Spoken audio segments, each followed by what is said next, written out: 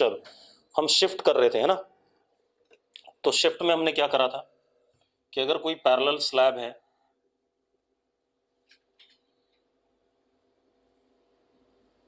Object यहां पर है और उसको हम यहां से ऑब्जर्व कर रहे हैं, thickness T, refractive index mu, तो जो इमेज फाइनली बनी थी यहां बनी थी, and this much was what, shift. तो शिफ्ट किसके बराबर आया था, टी 1 - 1 अपॉन म्यू। ऐसा आया था कि नहीं आया था, हाँ या ना, जल्दी बताओ भाई। डिराइव कर लिया था हमने, ठीक है। अगर यही मल्टीपल स्लैब्स होते तो क्या आया था, summation T I 1 - 1 upon mu I, yes और नो। वो स्लैब्स चाहे चिपके हुए रखे थे चाहे दूर दूर रखे थे, यही लिखा था कि नहीं लिखा था हमने, ठीक है। अब एक चीज और देखो बेटा,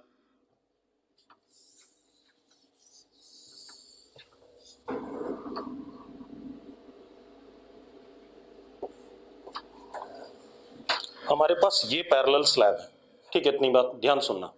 ये पैरेलल स्लैब है, thickness T, refractive index mu, इधर भी एयर और इधर भी air.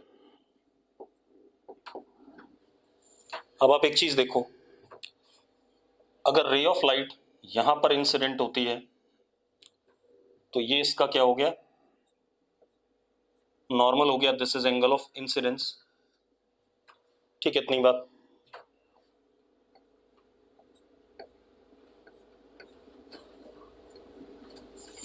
Light will bend towards normal, ये एंगल ऑफ रिफ्रैक्शन,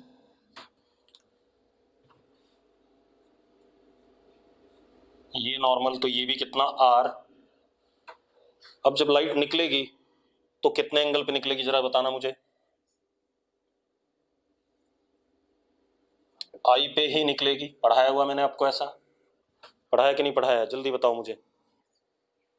यस और नो, अगर स्लैब के दोनों साइड मीडियम सेम हो तो ये हो गया हमारा इंसिडेंट रे,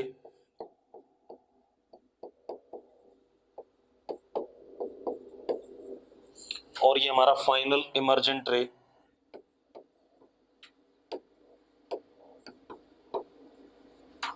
ठीक है, इतनी बात। अब एक बात बताओ, incident ray parallel to emergent रे है या नहीं, है या नहीं, जल्दी बताओ, बोलो भाई। Incident ray parallel to emergent रे, कोई इशू नहीं इसमें। अब एक चीज देखो यार, अगर मैं इंसिडेंट रे को ऐसे आगे प्रोड्यूस कर दूं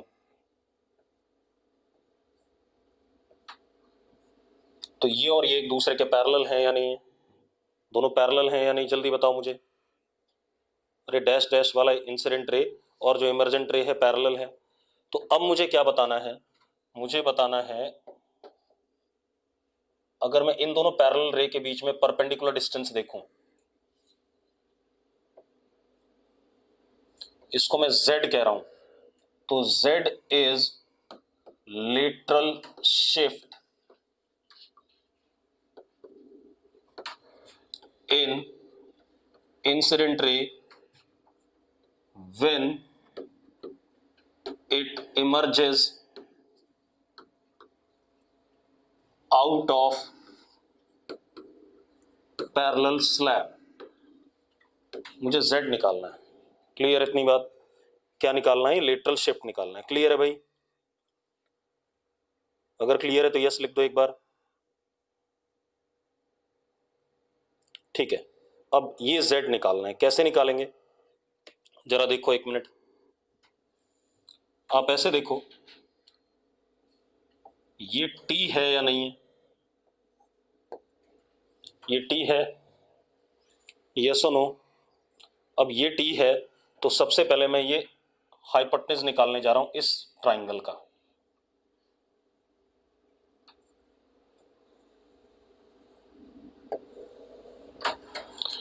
देखो जरा, cos r is equal to base upon hypotenuse, इसको a कह देते हैं, इसको b कह देते हैं। तो cos r is equal to t upon A B. Yes और नो? मुझे z निकालना है, ध्यान रखना, ठीक है इतनी बात। cos r is equal to t upon A B. तो A B is equal to t upon cos r। कोई दिक्कत है इसमें? कोई इशू है? कोई इशू हो तो बता दो भाई।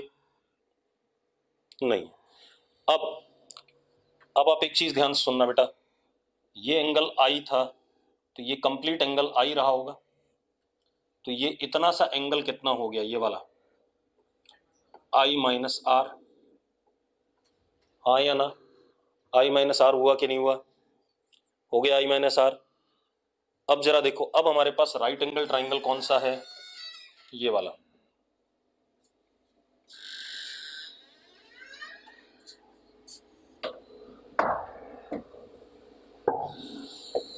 ये राइट एंगल ट्राइंगल है। अब अगर ये राइट एंगल ट्राइंगल है बेटा, तो जरा देखो, मुझे z निकालना है, तो क्या हो गया? Sine I minus R is equal to z upon A B. Yes और नो? जल्दी बताओ भाई, ये बात क्लियर है या नहीं?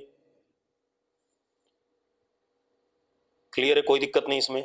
तो अब हमारे पास z किसके बराबर आ गया? z is equal to A B की वैल्यू यहां डाल दी। A B is T upon cos R sine I minus R. ये आ रहा है या नहीं आ रहा है? जल्दी बताओ मुझे, हाँ या ना? क्लियर है, कोई दिक्कत नहीं इसमें। तो this is what lateral shift. अब अगले पेज पे जाते हैं। नोट कर लिया इतना? इतना नोट कर लिया तो यस लिख दो भाई एक बार।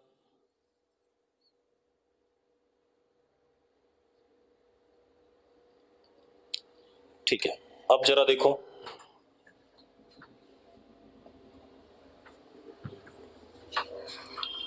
हमने क्या निकाला? z is equal to T upon cos are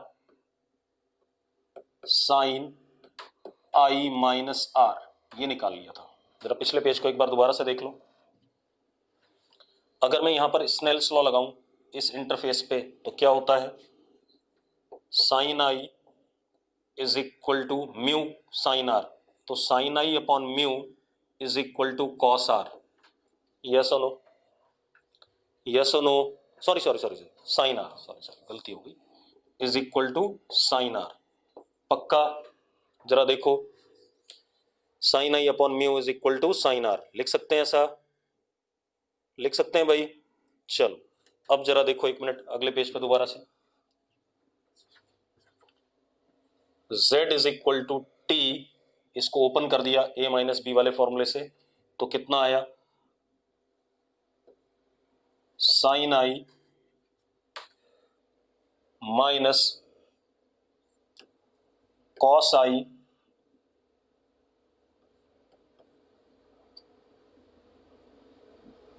ten R. ये आएगा कि नहीं आएगा? जल्दी देखो भाई। अरे क्लियर है तो यस लिख दो एक बार, अगर ये बात, ये स्टेप क्लियर है तो। अगर नहीं क्लियर है तो नो लिख दो, मैं दोबारा से बता दूंगा। चलो कुछ लोगों को नहीं क्लियर है, मतलब कतई ट्रिग्नोमेट्री नहीं आती। z is equal to T upon cos R sine I cos R minus cos I sine R, ऐसा लिख सकते हैं। अब इसको नीचे भेज दें भाई। नीचे भेजते ही z क्या हो गया? t sine I minus cos I tan R. अब कोई दिक्कत है? अब जरा बताना मुझे, मैंने एक स्टेप खा लिया था बीच में। कोई दिक्कत है किसी को? नहीं है। अब आप देखो, अभी आपने निकाला था sine I upon mu is equal to sine R, निकाला था क्योंकि आपको आई गिवन होगा और आपको म्यू और टी पता है, तो बाकी आर को आपको क्या करना पड़ेगा, आई और म्यू और टी के टर्म्स में डालना पड़ेगा। तो टेन आर देखो साइन आई होता है परपेंडिकुलर अपॉन हाइपोटेनस, तो टेन आर हो जाएगा परपेंडिकुलर साइन आई अपॉन हाइपोटेनस का स्क्वायर माइनस परपेंडिकुलर का स्क्वायर। ये मैंने टेन आर लिख दिया, लिख सकता हूं ऐसा, लिख सकता हूं भाई, जल्दी बोलो टेन आर ये हो गया, बोलते जाओ यार बच्चों, टेन आर को ये लिख सकते हैं। अब टेन आर अगर हमने ये लिख दिया, टेन आर की वैल्यू यहां डालते हैं, तो जरा देखो हमारे पास z क्या आता है, z is t sine i 1 minus cos i upon under root mu square minus sine square i. हमारे पास z आ गया, आगे कि नहीं आ गया भाई? अरे क्लियर है, क्लियर है भाई। अब हमें क्या करना है, ध्यान सुनो। अब मुझे z वर्सेस i का क्या बनाना है, ग्राफ बनाना है।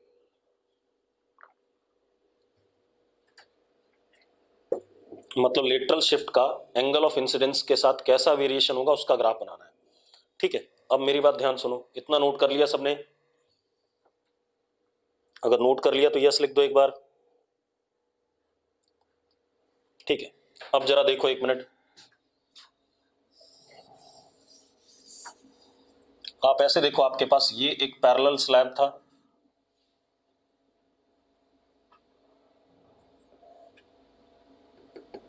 ये नॉर्मल है। जो इंसिडेंट रे है, ध्यान से देखना, इंसिडेंट रे का डोमेन, इंसिडेंट रे ऐसे आई तो वो सीधे चली जाएगी, मतलब आई जीरो तो आर भी क्या, जीरो। फिर थोड़ा सा एंगल आपने बढ़ा दिया, फिर थोड़ा सा आपने एंगल बढ़ा दिया, थोड़ा सा और बढ़ा दिया, मैक्सिमम एंगल आप कितना रख सकते हो, 90 या जस्ट 90 से थोड़ा सा छोटा, हाँ या ना? ठीक है, इतनी बात। तो आई आपका वेरी कर रहा है कहां से कहां तक, जीरो से लेकर के पाई बाई 2 तक। ये आई का वेरिएशन है या नहीं है, हाँ या ना? अब आपको ग्राफ प्लॉट करना है आई की डिफरेंट वैल्यू के लिए। ठीक है, इतनी बात। अब जरा ध्यान से देखना,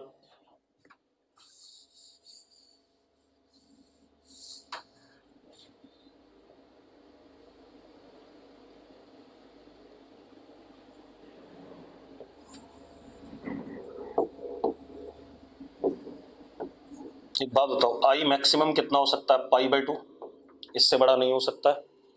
तो आई कहां से स्टार्ट करेगा, जीरो से लेकर के पाई बाई 2 तक के लिए। ठीक है, इतनी बात। अब एक काम करते हैं, आई को जरा जीरो डालते हैं, आई को जीरो डालो तो साइन जीरो क्या हो जाएगा, जीरो, तो जेड क्या हो जाएगा, जीरो। मतलब ग्राफ कहां से स्टार्ट करेगा, ओरिजिन से स्टार्ट करेगा। अब एक काम करो, आई को जरा 90 डाल दो, आई को 90 डालो तो ये हो जाएगा टी, और ये टर्म क्या हो जाएगी, जीरो, क्योंकि cos 90 इज व्हाट, जीरो, हाँ या ना? तो मैक्सिमम लेटरल शिफ्ट कितना हो सकता है सिद्धार्थ, आई की वैल्यू मिनिमम और मैक्सिमम डाल रहा हूं मैं। आई की वैल्यू मैंने एक बार जीरो डाली तो साइन जीरो कितना होता है सिद्धार्थ, साइन जीरो कितना होता है, जल्दी बता सिद्धार्थ। साइन जीरो 1 होता है, साइन जीरो जीरो होता है भाई। तो जब मैंने आई को जीरो डाला तो ये जीरो हो गया, तो जेड क्या हो जाएगा, जीरो हो जाएगा। ठीक है, अब अगर मैं आई को 90 डालूं तो जरा देखना जेड कितना आ रहा है सिद्धार्थ, आई को 90 डालने पे जेड कितना आ रहा है,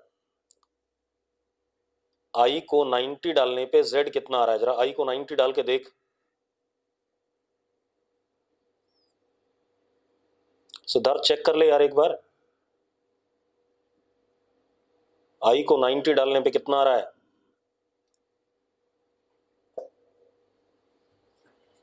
अब सिद्धार्थ तो चेक ही नहीं कर रहा है, चलो कोई बात नहीं, आई को 90 डालें तो ये क्या हो जाएगा, 1 हो जाएगा, और ये चीज क्या हो जाएगी, जीरो हो जाएगी। तो यहां पर t इंटू 1 माइनस जीरो कितना आएगा, t आएगा। ठीक है, इतनी बात। तो मैक्सिमम लेटरल शिफ्ट कितना हो सकता है, t हो सकता है, इससे ज्यादा नहीं हो सकता है, हाँ या ना? तो हमारा ग्राफ जो होगा,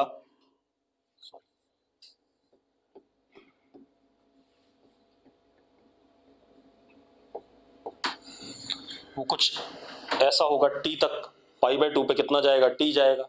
अब अगर मैं इस ग्राफ को प्लॉट करूं अलग अलग वैल्यूज के लिए, तो ये कुछ इस टाइप का आ रहा है,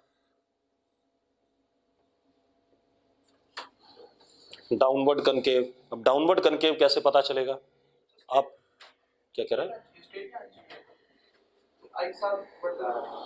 स्ट्रेट लाइन का क्या कंडीशन होती है साला, यहाँ ये y है, i x है, दिख रहा है तुझे y इक्वल टू x, कहीं पर 1 डिग्री दिख रही है, कहां से जी रहा है, ठीक है।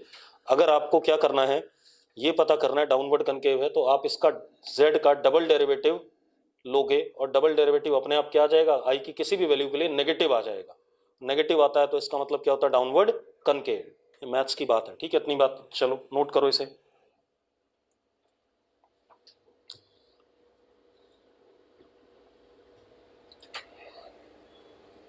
तो ये हमारा क्या हो गया, lateral shift.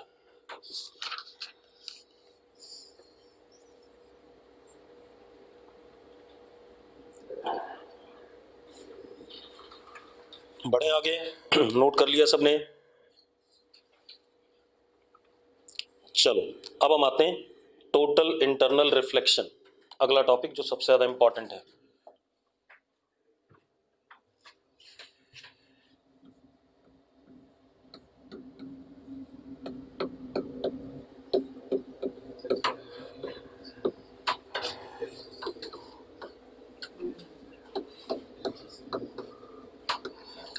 Total internal reflection, या इसी को मैं क्या कहूंगा, TIR।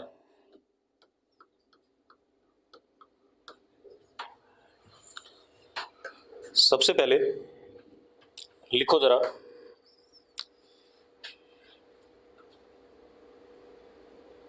This phenomena may occur when light travels from denser to rarer medium। भाई पहली कंडीशन यही है कि डेंसर से रेरर मीडियम लाइट जानी चाहिए, तभी हो सकता है, अदरवाइज नहीं होगा, ठीक है। तो मैं क्या कह रहा हूं आपसे, this phenomena may occur when light travels from denser to rarer medium, ये कंडीशन मस्ट है, इसके बगैर TIR नहीं होगा।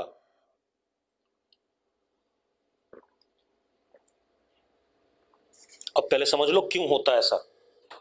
आप ऐसे देखो,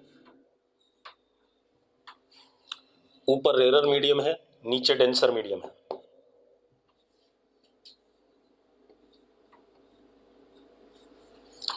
अब आप ऐसे देखो, यहां पर सोर्स ऑफ लाइट है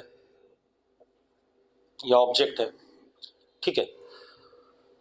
आपको एक बात पता है, जब लाइट डेंसर से रेरर जाती है तो रेरर मीडियम में लाइट नॉर्मल से दूर चली जाती है, यस और no, bends away from the normal, यानी कि angle of refraction angle of incidence से क्या होगा, बड़ा होगा। Angle of refraction angle of incidence से क्या होगा, बड़ा होगा, ये बात तय है, ठीक है। चलो अब जरा देखो, एक बार मैंने लाइट को ऐसे भेज दिया सीधे I0 पे, तो I0 है तो R भी 0 होगा, सीधे चली जाएगी, हाँ या ना। अब मान लो मैंने यहां थोड़े से बड़े एंगल पे भेजा, तो ये ऐसे जाएगा, थोड़ा सा बेंड हो जाएगा अवे फ्रॉम नॉर्मल। थोड़ा सा और बड़े एंगल पे भेजा, थोड़ा और ज्यादा बेंड हो जाएगा अवे फ्रॉम नॉर्मल, हाँ या ना।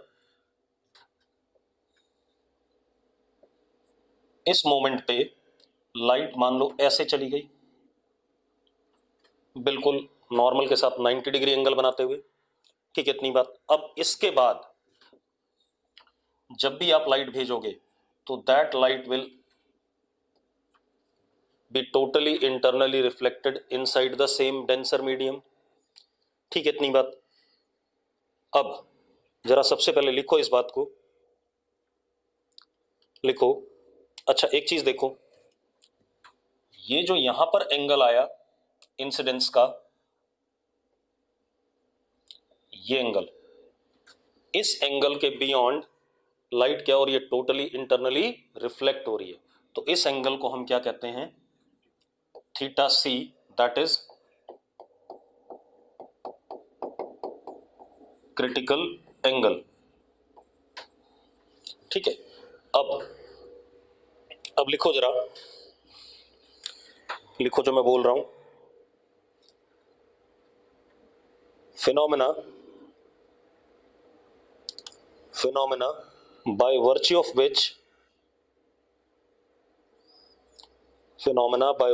which ray of light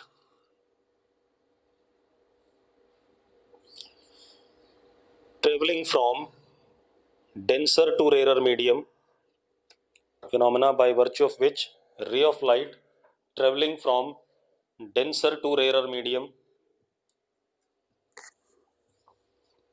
is sent back in same medium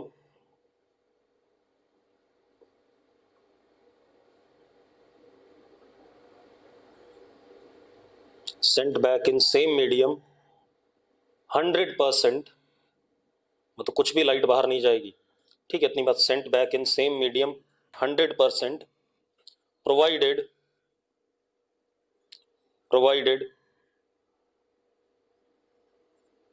angle of incidence at the interface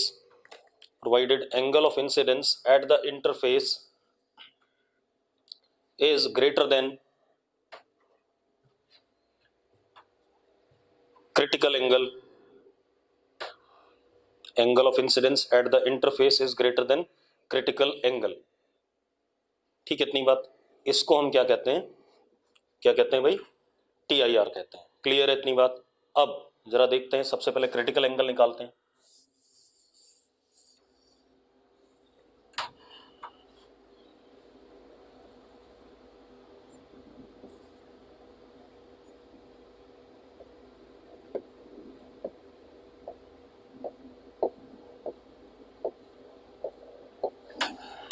अब जरा देखो भाई, क्रिटिकल एंगल कौन सा होता है,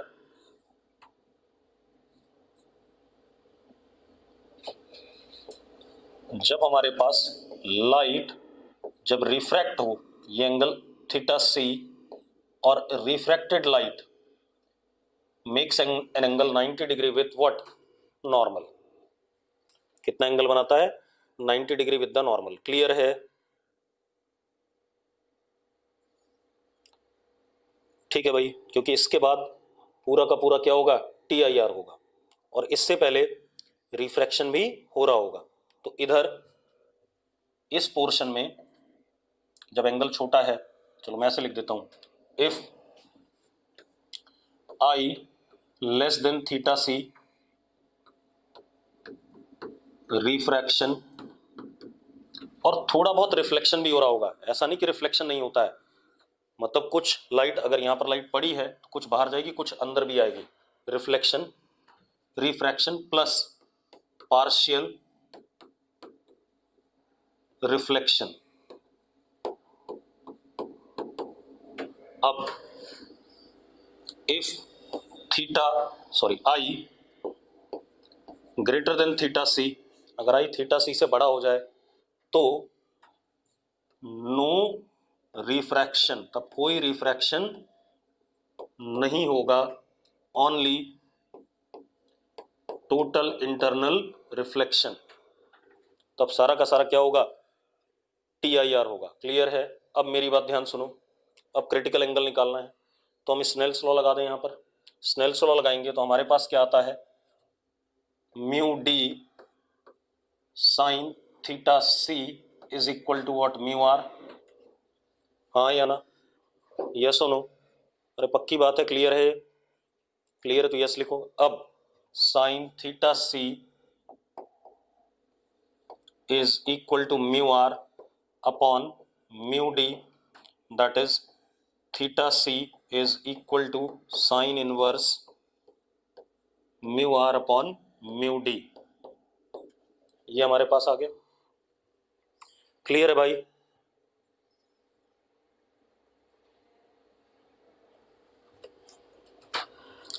अब एक चीज और, if mu R is equal to 1, that is air, and mu d is equal to mu denser medium, तो theta c is sin inverse 1 upon mu। Clear है भाई? क्लियर है इतनी बातें?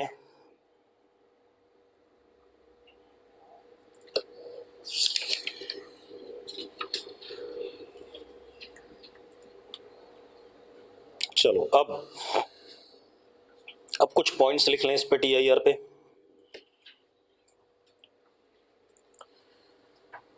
लिख लिया? इतना लिख लिया तो आगे बढ़े। चलो पहला पॉइंट लिखो, पहला पॉइंट लिखो,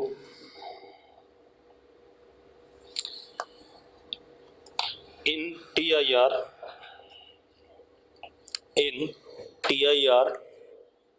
रिफ्लेक्शन इज 100%। बोल भी चुका हूं मैं आपको 2-3 बार, इन TIR रिफ्लेक्शन इज 100%। ठीक है,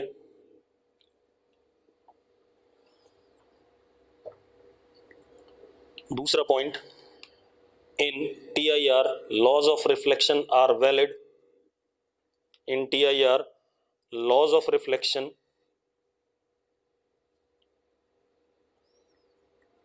आर वैलिड। ठीक है, लॉज ऑफ रिफ्लेक्शन वैलिड होंगे। ठीक है, अब एक चीज और,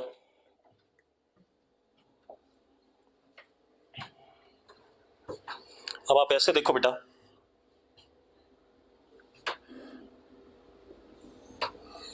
ये एक हमारे पास इंटरफेस है,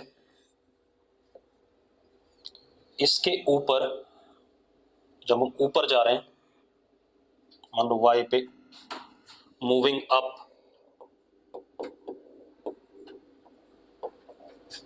mu is a function of y and decreases continuously।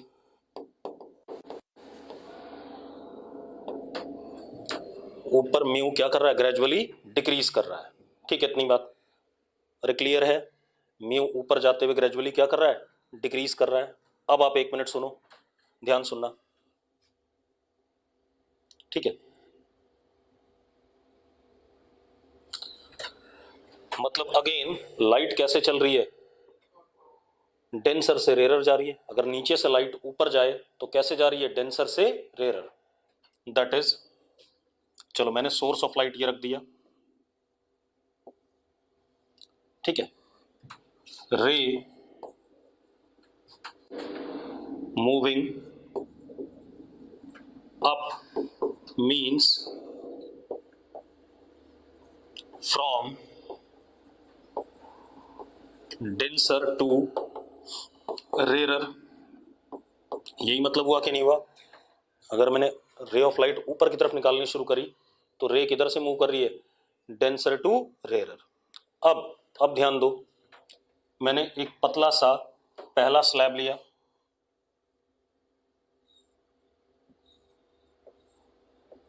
ये बहुत सारे स्लैब हो जाएंगे, पहला स्लैब लिया येलो कलर का। ठीक है, इतनी बात। अब जरा देखो, रे ऑफ लाइट ऐसे गई, अब ये क्या करेगी? Away from normal, away from normal, away from normal, away from normal, ऐसे चलेगी कि नहीं चलेगी? पहले बताओ मुझे, ऐसा ही होगा या नहीं होगा? पहले बता दो मुझे। अरे यस और नो? नॉर्मल से अवे जाती जाएगी हर स्लैब के लिए, नॉर्मल से अवे जाती जाएगी, और उसके बाद एक पर्टिकुलर हाइट पे आने के बाद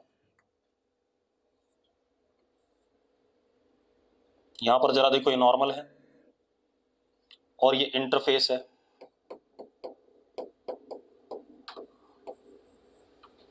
उसके बाद ये वापस दोबारा से मीडियम में आने लगी कि नहीं आने लगी? यानी कि क्या हो रहा है? TIR हो रहा है। होगा कि नहीं होगा TIR? लेकिन अब एक चीज देखो, यहां जो TIR के लिए ये क्रिटिकल एंगल आया थीटा C, ये किसके बराबर दिख रहा है आपको? किसके बराबर दिख रहा है आपको theta C?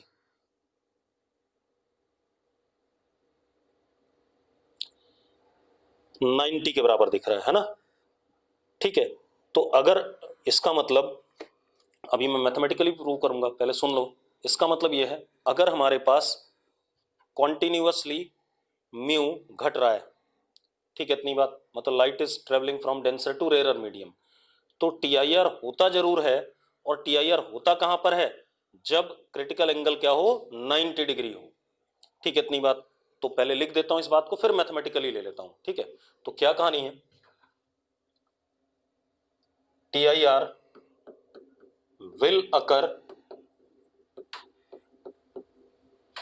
when theta c approaches 90 degree. इस केस में भी जब म्यू कॉन्टिन्यूसली घटता है तो भी टी आई आर होता है, लेकिन कब होता है, जब थीटा सी अप्रोचेज 90 डिग्री। अब क्यों हो रहा है ऐसा, सुनो एक मिनट, मेरी बात ध्यान सुनो। ये हमारा इंटरफेस है या नहीं इंटरफेस, ये एंगल ऑफ इंसिडेंस है। इस इंटरफेस के इधर रिफ्रैक्टिव इंडेक्स म्यू लोअर और इधर म्यू अपर, इसके ऊपर, ठीक है। बेटा मेरी बात ध्यान सुनो, इस पर्टिकुलर इंटरफेस से नीचे म्यू लोअर है, रिफ्रैक्टिव इंडेक्स ऊपर म्यू अपर है। अब अगर यहां पर क्रिटिकल एंगल वाली कंडीशन आती है, तो मैं लगाता हूं स्नेल्स लॉ। क्या हो गया, mu lower sine theta C is equal to mu upper sine 90, that is 1। Yes और नो, अरे यही होता ना क्रिटिकल एंगल की कंडीशन, अरे यही होता है या नहीं। अब एक बात बताओ, ये कॉन्टिन्यूसली वेरी कर रहा था कि नहीं कर रहा था, म्यू वॉज वेरिंग कॉन्टिन्यूसली। एक बात बताओ, नीचे इस इंटरफेस से जस्ट नीचे और इस इंटरफेस से जस्ट ऊपर रिफ्रैक्टिव इंडेक्स में कितना अंतर होगा, बहुत ही निकम्मा सा अंतर होगा, या होगा ही नहीं। अभी कॉन्टिन्यूस वेरी कर रहा है, तो म्यू अपर और म्यू लोअर लगभग लगभग क्या होंगे, बराबर होंगे, ठीक है, इतनी बात। तो क्योंकि कॉन्टिन्यूस वेरिएशन है, therefore due to continuous variation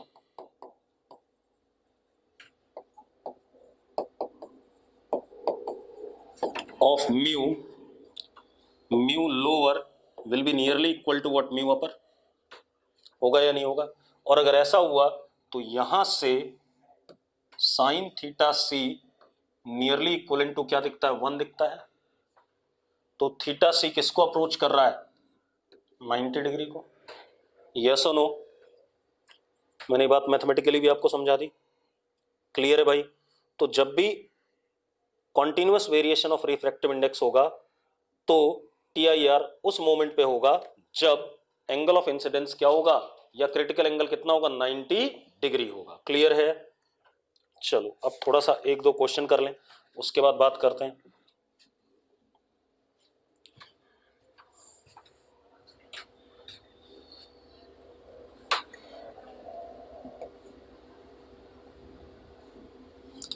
ऊपर म्यू आर, नीचे म्यू डी, यहां पे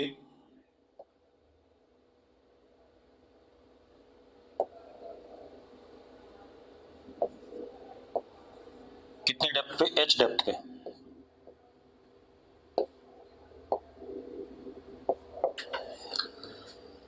ये क्या है, बल्ब, छोटा सा बल्ब है जो लाइट एमिट कर रहा है, ठीक है, इतनी बात। और ये हमारे पास इंटरफेस है, ऐसा कुछ, ठीक। अब आपने क्या बताना है, आपने बताना है कि how much area of interface will be illuminated. इसका मतलब क्या है, इल्यूमिनेटेड का मतलब है जहां से लाइट बाहर निकल रही होगी। How much area of the interface will be illuminated. Clear है भाई, अरे क्लियर है।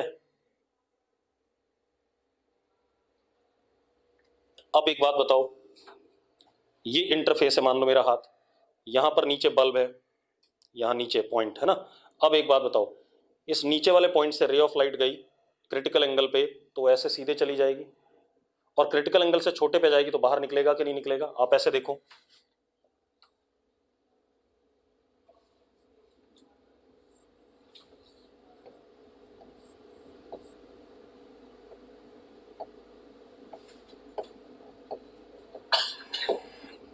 मान लो ये क्रिटिकल एंगल है,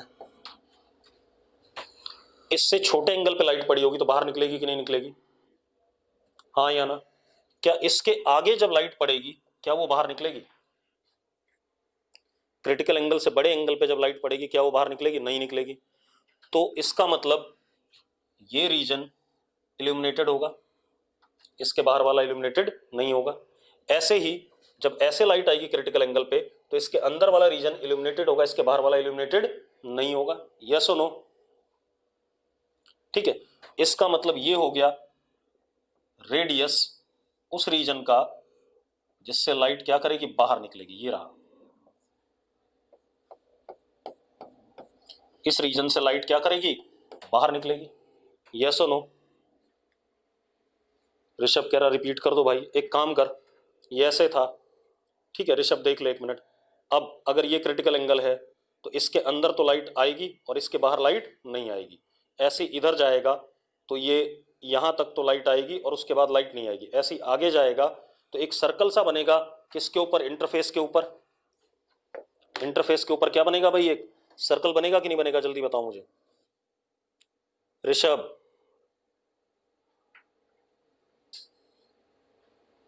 एक सर्कल बनेगा जिससे लाइट क्या करेगी? बाहर निकलेगी, और उस सर्कल के बियॉन्ड लाइट बाहर नहीं निकलेगी। तो मुझे एरिया बताना था इस सर्कल का जिससे लाइट क्या करेगी? बाहर निकलेगी। अब जरा देखो, हमें क्रिटिकल एंगल पता ही है, sine theta C is mu R upon mu D. अब जरा देखो, ये एंगल थीटा सी, तो ये एंगल भी कितना? थीटा सी। मुझे रेडियस निकालना है पहले, तो ये रेडियस और ये क्या? परपेंडिकुलर। ये सॉरी ये परपेंडिकुलर और ये क्या? बेस। तो tan theta C is equal to r upon h. तो r is equal to h tan theta c. tan theta c कितना हो जाएगा? साइन थीटा सी आपको पता है, तो tan theta C is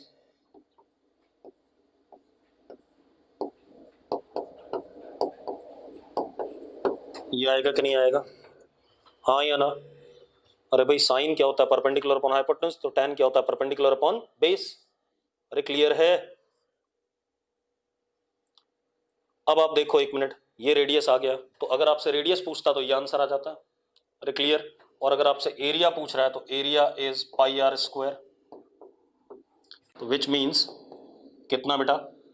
pi h square mu r square upon mu d square minus mu r square. This would have been the area. हाँ या ना? अरे क्लियर है?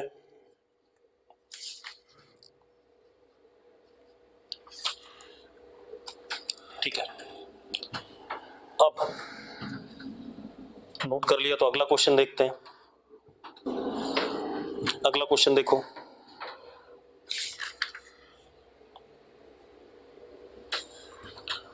अब क्या कहानी है? लिखो deviation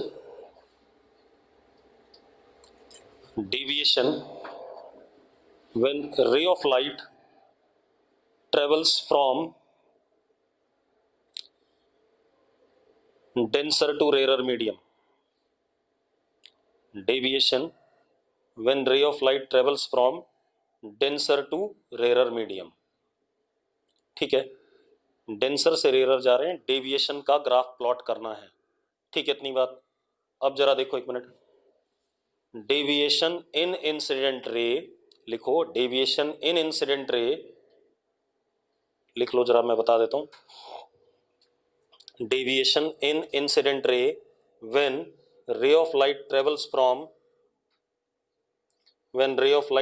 from denser to rarer medium,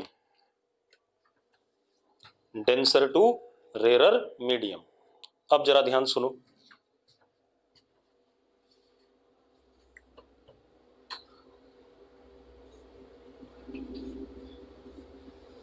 ये डेंसर है,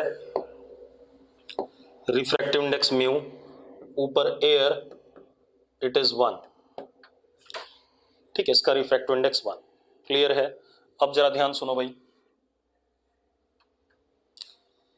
लाइट यहां से स्टार्ट करती है, ठीक है, इतनी बात, ये सोर्स है।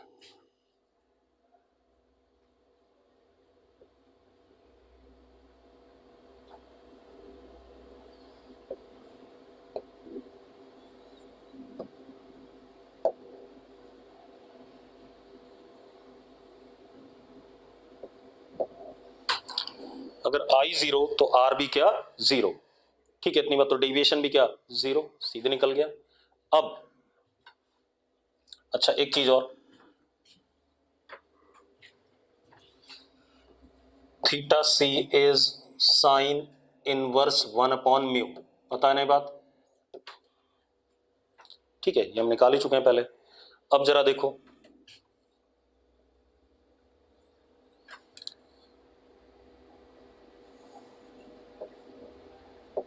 ये इंसिडेंट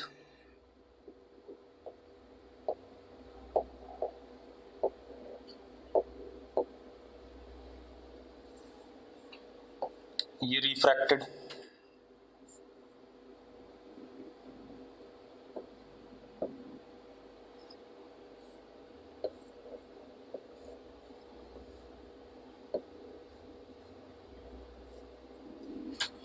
ठीक है, जरा देखो,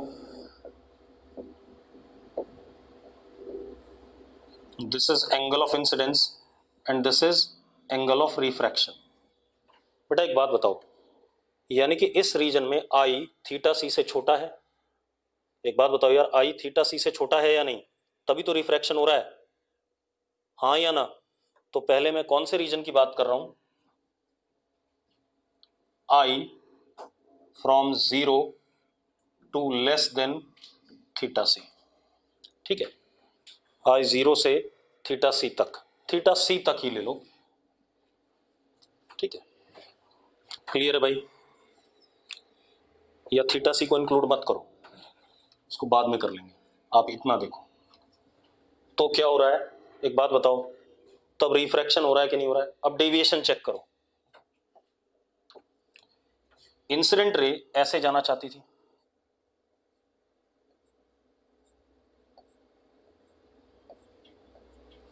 ऐसे जाना चाहती थी कि नहीं जाती थी, लेकिन गई किधर, इधर।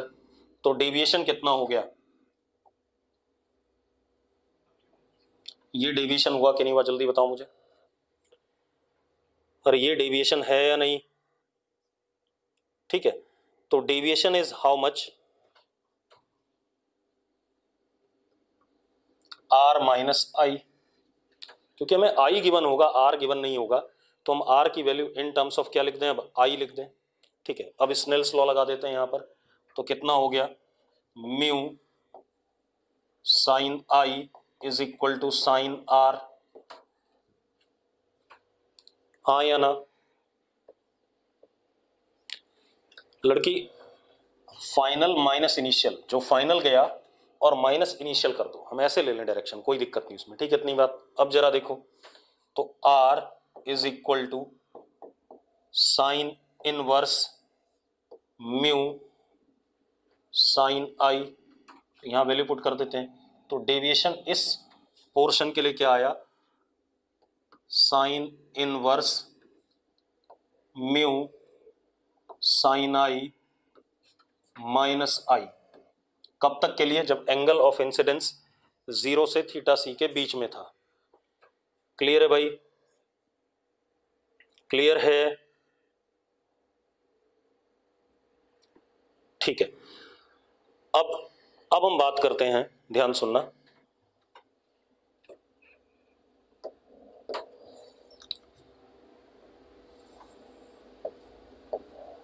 ये incident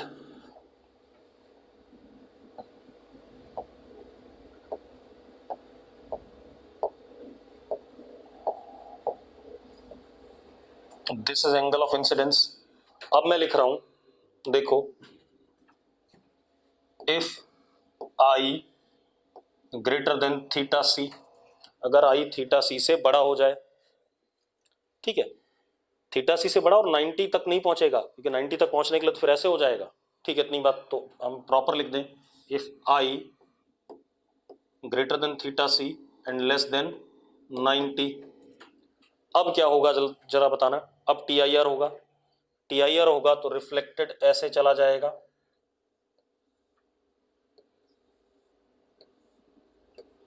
and this angle will be also equal to I। हाँ या ना? अरे पक्का ठीक है। अब जरा देखो एक मिनट, एक्चुअल में इंसिडेंट ऐसे जाना चाहता था, फाइनली इधर गया, तो this is now what, deviation. हाँ या ना? अब जो डेविएशन आया delta is pi minus 2I, वही प्लेन मिरर वाला, pi minus 2I plane mirror वाला आया कि नहीं आया, जल्दी बताओ मुझे। ठीक है भाई, अब हम ग्राफ प्लॉट करेंगे, ठीक है, ध्यान सुनना।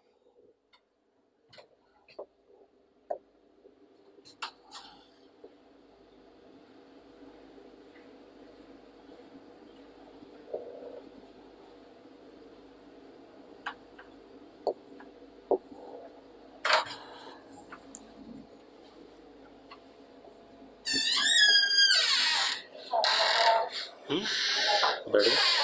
अब जरा देखो एक मिनट,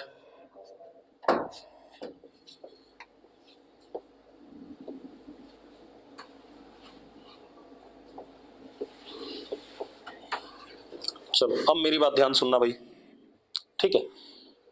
अब आप एक बात बताओ, अगर मैं इसकी बात करूं तो I को इनिशियली क्या रखूंगा, 0 रखूंगा। I को जरा 0 डालो, ये 0, ये भी क्या 0, तो क्या आ जाएगा, 0 आ जाएगा। ठीक है, इतनी बात ठीक, कोई दिक्कत नहीं। तो ग्राफ कहां से स्टार्ट होगा, 0 से। I इधर से जब जाएगा तो थीटा सी को अप्रोच करेगा लेफ्ट साइड से, और जब थीटा सी के बियॉन्ड निकलेगा, देखो थीटा सी तक पहुंचने में, 0 से थीटा सी पहुंचने में क्या हो रहा है, रिफ्रैक्शन, और थीटा सी से आगे निकलने में क्या हो रहा है, रिफ्लेक्शन। तो थीटा सी दोनों में पार्ट लेगा, रिफ्लेक्शन में भी और रिफ्रैक्शन में भी। अब जरा देखो, अब आप थीटा सी डाल दो इस वाले में, थीटा सी डालो, तो यहां अगर आप थीटा सी डालते हो तो साइन थीटा सी, जरा देखो 1/म्यू है, यहां पर अगर मैं थीटा सी डालता हूं तो दिस इज 1/म्यू, तो ये म्यू से कट के क्या आ जाएगा, 1 आ जाएगा, 1 आ जाएगा। तो साइन इनवर्स 1 क्या होता है, 90 डिग्री। साइन इनवर्स 1 क्या होता है, 90 डिग्री, और आई कितना है, थीटा सी, तो 90 माइनस थीटा सी, तो ये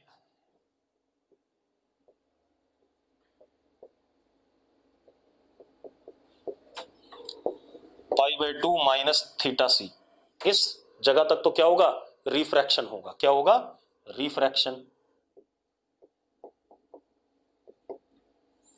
अब अगर मैं साइन इनवर्स का ग्राफ बनाऊं तो ये ग्राफ कुछ अपवर्ड कनकेव आएगा, ऐसा, यहां तक रिफ्रैक्शन हो गया। अब उसके बाद जब हम बात करें, एक मिनट, हेलो, हाँ बोलो,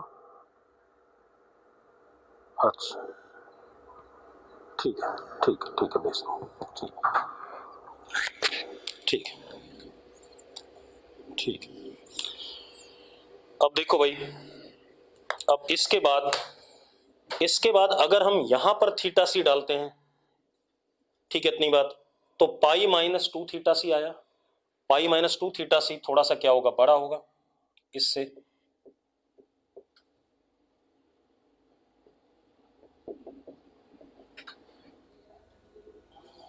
डबल होगा। अब उसके बाद ग्राफ कैसा होगा, स्ट्रेट लाइन, और π/2 आते ही क्या हो जाएगा, 0। ये ग्राफ बना कि नहीं बना भैया हमारे पास, अरे यस और नो? तो ये सबसे इंपॉर्टेंट ग्राफ है भाई, ये कई बार पूछा जा चुका है नॉन मेड में, क्लियर है?